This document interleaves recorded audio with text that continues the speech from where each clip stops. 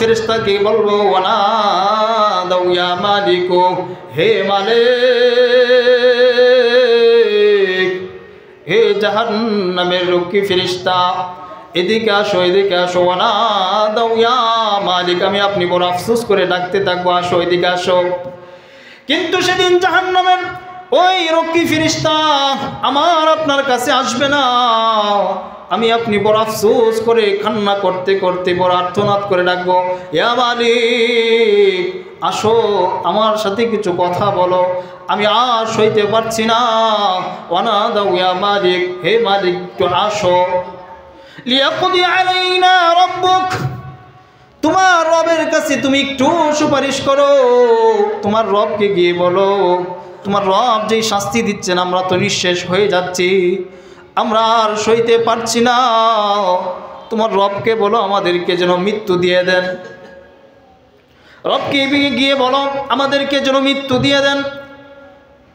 হ্যাঁ ভাই, দুনিয়ার জীবনে আমি আপনি বড় জীবিত থাকার জন্য, সুস্থ থাকার জন্য কত আফসোস করি আর কত কিছুই না করতেছি, কোটি কোটি কোটি টাকা ব্যয় করে চিকিৎসা গ্রহণ করতেছি জীবিত থাকার জন্য। মরব না বলে জীবিত থাকবো, কোটি কোটি টাকা খরচ করে আমরা চিকিৎসা নিচ্ছি জীবিত থাকার জন্য। আর সেদিন কেমন ভয়াবহ অবস্থা হবে, আমি আপনি সেদিন আমাদের নিজের থেকে বলবো, ওয়ানাদাউ ইয়া মালিক, হে মালিক, লিয়াকদি আলাইনা রাব্বুক, তোমার রব যে শাস্তি আমাদেরকে দিচ্ছেন আমরা আর সইতে পারছি না রে মালিক, যাও তোমার রবকে গিয়ে বলো আমাদেরকে যেন মৃত্যু দিয়ে দেয়। অবস্থাটা কত ভয়াবহ হবে প্রিয় মুসল্লি ভাইরা, বড় আফসোস করে বলবো আমাদেরকে যেন তোমার রব মৃত্যু দিয়ে দেয়, গিয়ে বলো। কিন্তু সেদিন মালিক ফেরেশতা ডাক দিয়ে জবাব দিবে, ক্বালা ইন্নাকুম মাকিসুন।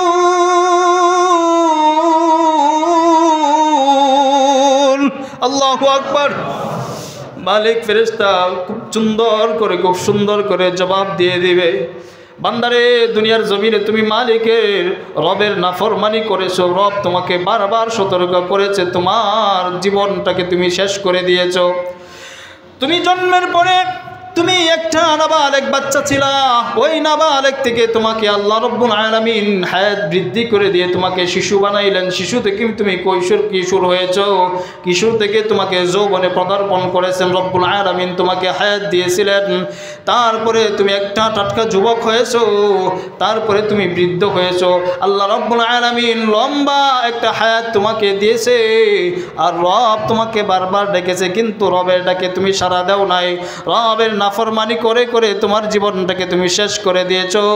আল্লাহ রব্বুল আলামিন আজকে তোমার জন্য জাহান্নামের যে শাস্তি ফাইসালা করে দিয়েছেন, এখান থেকে তোমার নবী মুহাম্মদুর রাসূলুল্লাহ সাল্লাল্লাহু আলাইহি ওয়াসাল্লাম পর্যন্ত সুপারিশ করে এখান থেকে নিতে পারবে না, তোমাকে শাস্তি কমাতে পারবে না, জাহান্নাম থেকে বের করতে পারবে না। আল্লাহ রব্বুল আলামিনের ফেরেশতা সেদিন ডাক দিয়ে বলবে, ক্বালা ইন্নাকুম মাকিসুন। সারা জীবন অনন্ত অসীম তুমি তোমার এই শাস্তি ভোগ করতেই থাকবে, তোমাকে আর কোনোদিন এখান থেকে বের করা হবে না। আমার আপনার হায়াতের জীবন যদি আমি আপনি এভাবে শেষ করে দেই, প্রিয় মুসল্লি ভাইরা, আল্লাহ রাব্বুল আলামিনের পক্ষ থেকে যে শাস্তি আমার আপনার জন্য নির্ধারিত হয়ে গেছে, এই শাস্তি ভোগ করতে হবে। এজন্য প্রিয় ভাইরা আমার আপনার জীবনটাকে সুন্দর করে সাজায়া, আমার আপনার জীবনটাকে দুনিয়ার ব্যস্ততা থেকে ফারেক করে, দুনিয়ার জীবনের ব্যস্ততা থেকে ফারেক করে রবকে সময় দেওয়ার জন্য আমরা সবাই প্রস্তুত আছি তো ইনশাআল্লাহ?